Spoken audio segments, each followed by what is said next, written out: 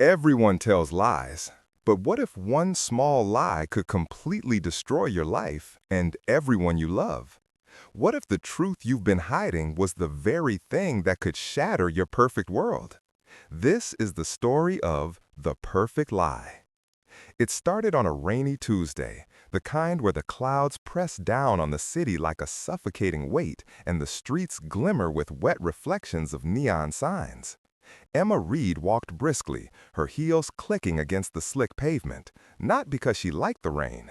It was a habit, a way to keep moving, to avoid thinking, but because she had somewhere to be, somewhere that would change everything.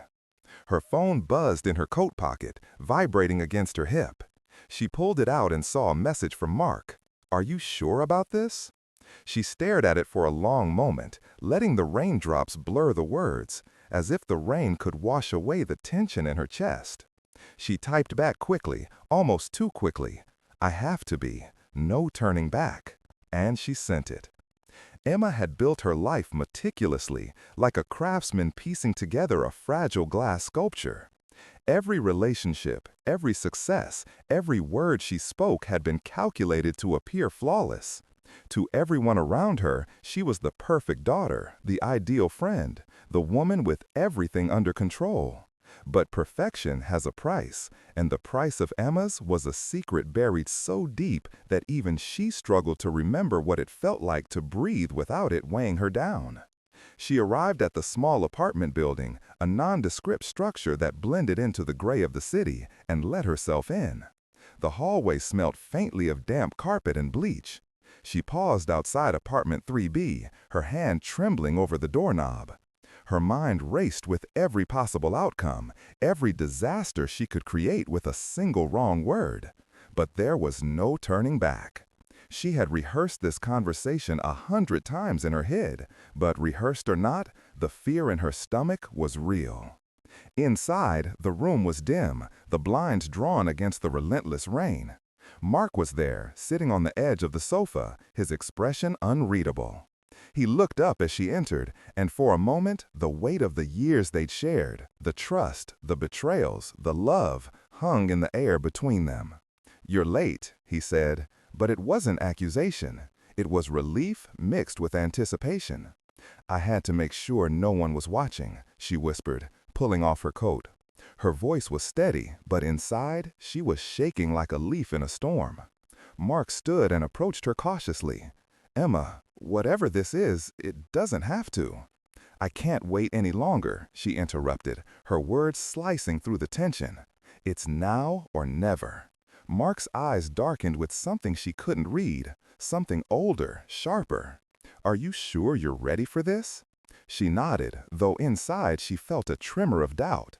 She had crafted this lie, this perfect lie, to protect everything she loved. Or at least, that's what she told herself.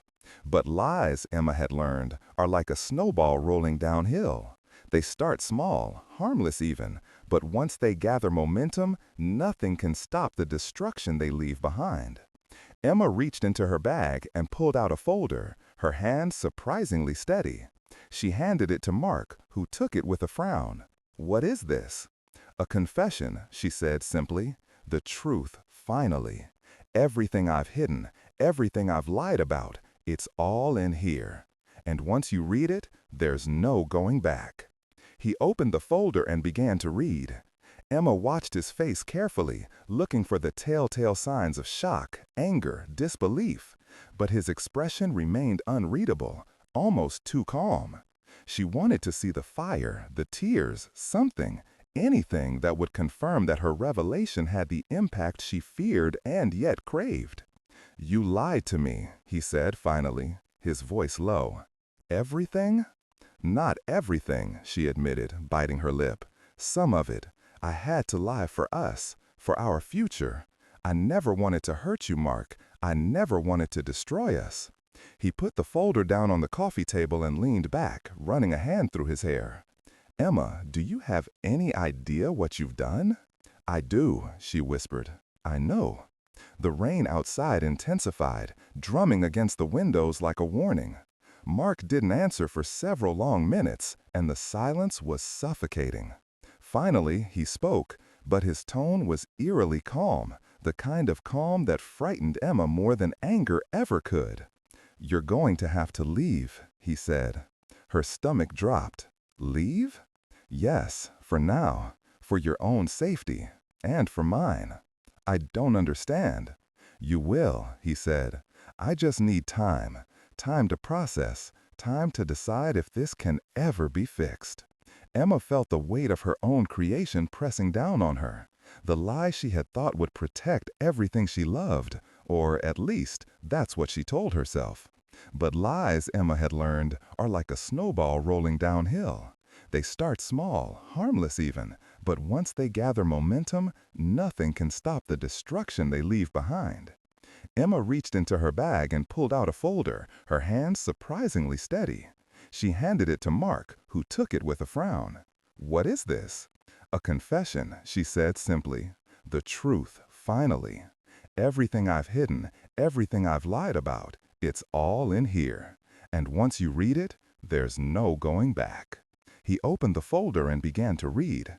Emma watched his face carefully, looking for the telltale signs of shock, anger, disbelief. But his expression remained unreadable, almost too calm. She wanted to see the fire, the tears, something, anything that would confirm that her revelation had the impact she feared and yet craved. "You lied to me," he said finally, his voice low. "Everything?" "Not everything," she admitted, biting her lip. "Some of it. I had to lie for us, for our future. I never wanted to hurt you, Mark. I never wanted to destroy us." He put the folder down on the coffee table and leaned back, running a hand through his hair. "Emma, do you have any idea what you've done?" "I do," she whispered. "I know." The rain outside intensified, drumming against the windows like a warning. Mark didn't answer for several long minutes, and the silence was suffocating. Finally, he spoke, but his tone was eerily calm, the kind of calm that frightened Emma more than anger ever could. "You're going to have to leave," he said. Her stomach dropped. "Leave?" "Yes, for now, for your own safety, and for mine." "I don't understand." "You will," he said. "I just need time, time to process, time to decide if this can ever be fixed." Emma felt the weight of her own creation pressing down on her.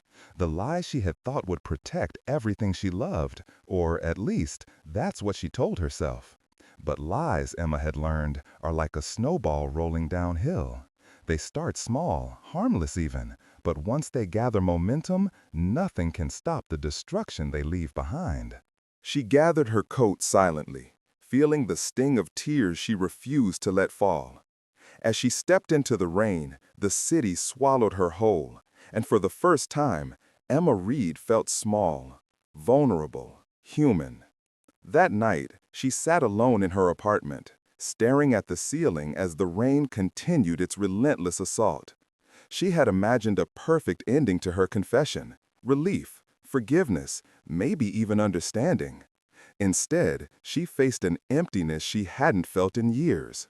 The perfect lie had been told, and now the consequences loomed like shadows in the corners of her life. A knock at the door startled her. She froze. Who could it be at this hour? She approached cautiously, peering through the peephole. No one, just the rain-soaked darkness. When she turned back, her phone buzzed again. Another message from Mark. "You need to disappear for a while. Trust me." Emma's hand trembled as she typed a reply. "I'll try. I'll do whatever it takes." And in that moment, she realized the lie she had crafted so perfectly might be the very thing that destroyed her life, piece by piece. Days passed, and Emma disappeared from her usual routines. Friends called, but she made excuses. Family emergency, work obligations, an unexpected trip. Each lie built upon the other, a fragile scaffold keeping her reality from crumbling. But with every call she avoided, every street she crossed cautiously, Emma felt the weight of the lie pressing heavier. Mark didn't contact her again, not directly, but she noticed subtle signs that he was watching, testing, waiting. Letters left anonymously, Small messages scrawled in public spaces. I know the truth. You can't hide forever. The perfect lie has a price. Emma tried to ignore them, tried to immerse herself in work, in books, in anything that would drown out the gnawing fear in her chest. But deep down, she knew she couldn't escape. Lies have a way of hunting you down, creeping into every corner of your life until there's nowhere left to run. One evening, as she walked home under the dim glow of streetlights, she noticed a figure across the road, standing perfectly still in the rain. For a fleeting moment, she thought it was a stranger, but the silhouette was too familiar. Her heart skipped, her pulse raced, and when the figure stepped forward into the light, she gasped. Mark. And in his eyes, she didn't see anger or forgiveness. She saw a reckoning waiting patiently, deliberately, for the moment she would have no choice but to face the truth. Emma's perfect lie was no longer hers alone. It had taken on a life of its own, one that threatened to consume everything she had ever loved, everything she had ever been. And she realized with a shiver that ran down her spine that this was only the beginning. Emma froze, her breath caught in her throat as Mark stepped closer, rain dripping from the brim of his coat. The city around them was a blur of wet asphalt and neon lights, but all she could focus on was him, the man she had loved, betrayed, and feared in equal measure. "You followed me," she whispered, though it wasn't really a question. "I did," he said, his voice calm but with an edge that made her stomach twist. "You think you can disappear, hide behind excuses, avoid the truth? But lies have a way of finding their way home. Always." Emma wanted to shrink back, to run, but something in her held her in place. It wasn't courage, not exactly. It was curiosity, the kind that only comes when you know you've set events into motion that can't be stopped. "Mark down the words. Mark, please," she said softly. "I never meant—" "You never meant to hurt me, right?" he interrupted, taking a step closer. "But you did, Emma. Not just to me, but to yourself. And for what? A sense of control? A fantasy of perfection?" She swallowed hard, her mind racing for something, anything, that could justify what she had done. I thought I was protecting you, protecting us. I didn't want anything to break us apart. That's why I lied. That's why I kept it from you." Mark's expression softened for a brief moment, a shadow of the man she had once known. "Emma, the truth isn't just what you tell others, it's what you tell yourself. And you've been lying to both for so long, I'm not even sure you know who you really are anymore." Her chest tightened. She hadn't expected him to be this calm, this steady. She had imagined him furious, shouting, screaming, anything but this measured reckoning. His words cut deeper than any anger could. I just wanted everything to be perfect," she admitted, tears finally pricking at the corners of her eyes. "I wanted us to be perfect, to have a life without pain, without mistakes. I didn't think about the consequences. I only thought about keeping the illusion intact." Mark looked at her for a long moment, as if trying to read every hidden corner of her mind. Then he spoke, softly, almost resigned. "Emma, the problem with perfection is that it can't survive a lie, not the kind you've been living." The rain fell harder, drumming on their coats, on the streets, on the city itself, as if the heavens themselves were weighing in on their conversation. Emma's heart pounded in her ears, drowning out everything but the raw, undeniable truth of what she had done. I'm scared," she admitted, the words slipping out despite herself. "I don't know what happens now. I don't know how to fix it." Mark sighed, a sound heavy with years of shared memories, of love and disappointment, of trust shattered and reclaimed in fragments. "Fix it?" he echoed. "Emma, some things can't be fixed. Some lies are too perfect, too carefully constructed. You've created a world that never existed, and now we're left to navigate the ruins." For a moment, neither of them moved. The rain soaked their hair, their coats, their skin, but it couldn't wash away the tension, the guilt, the regret that hung between them like a storm cloud ready to explode. Finally, Emma whispered, almost to herself, "Then what do we do?" Mark took a deep breath. "We face it, together, or not at all. But hiding? Hiding is no longer an option." Her hands trembled as she reached for his, and for the first time in days, maybe weeks, she felt the fragile thread of connection that had once bound them together. But even in that touch, there was fear. The fear that this thread could snap at any moment, leaving them both in darkness. They retreated to a small cafe nearby, the kind with fogged windows and the smell of coffee and pastries lingering in the air. They sat in silence for a moment, hands brushing occasionally, a reminder that they were still tethered to each other despite the chasm between them. Emma pulled out the folder she had given him days earlier. "Everything," she whispered. "It's all in there. The truth, the mistakes, the lies. You deserve to know everything." Mark opened it carefully, flipping through the pages with a mix of apprehension and curiosity. Each detail, each revelation seemed to weigh him down, and yet he continued, determined to see it through. When he finally looked up, his eyes were dark, thoughtful, unreadable. "This is a lot," he admitted. "More than I imagined. More than I think I could have handled without knowing. And yet, here we are. You didn't run. You didn't hide. You faced it." Emma nodded, tears slipping freely now. "I had to. I couldn't let it go on. The lies, they were suffocating me. They were suffocating us." Mark reached across the table, taking her hands in his once again. "Then maybe there's a chance. Not for perfection, Emma. That's gone. But for something real, something honest." For the first time, she allowed herself to hope.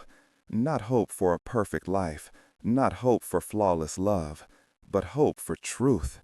The kind that was messy, difficult, painful, but real. Days turned into weeks, and Emma and Mark began the slow, painstaking process of rebuilding. They talked about everything, from the smallest white lies to the secrets that had festered in the dark corners of their relationship. They argued, they cried, they laughed, sometimes all within the span of an hour. But through it all, they held on to one truth. Honesty, once embraced, was liberating in ways they had never imagined. Yet, even as they healed, the shadow of the perfect lie lingered. Emma knew that some scars couldn't be erased, that some memories would always carry the sting of betrayal. But she also knew that the choice to face the consequences, to step into the storm rather than hide from it, had changed her fundamentally. She was no longer the woman who built her life on illusions. She was someone who had faced the chaos of truth and survived. One rainy evening, months later, they walked together down the same streets where their confrontation had begun. The city glimmered under the street lights, reflections dancing like fractured pieces of glass on the wet pavement. Emma looked at Mark, and for the first time in a long time, maybe weeks, she smiled without fear. "I'm still scared sometimes," she admitted, leaning into him. "I know," he said, wrapping his arm around her. "But we're still here, together, and that's enough." As they walked on, the rain softened to a gentle drizzle, washing away the remnants of the past, leaving behind only the messy, imperfect, beautiful reality they had chosen. The perfect lie was gone, replaced not by perfection, but by something infinitely more valuable: truth, trust, and the knowledge that even the deepest wounds could heal when faced with courage and honesty. Emma knew their journey was far from over. The scars, the memories, the consequences of the lies would always remain. But she also knew this: life wasn't about perfection. It was about connection, about facing the truth, and about choosing love even when it hurt. And as the city lights shimmered on the rain-soaked streets, she realized that sometimes the most perfect thing a person could do was nothing more than tell the truth.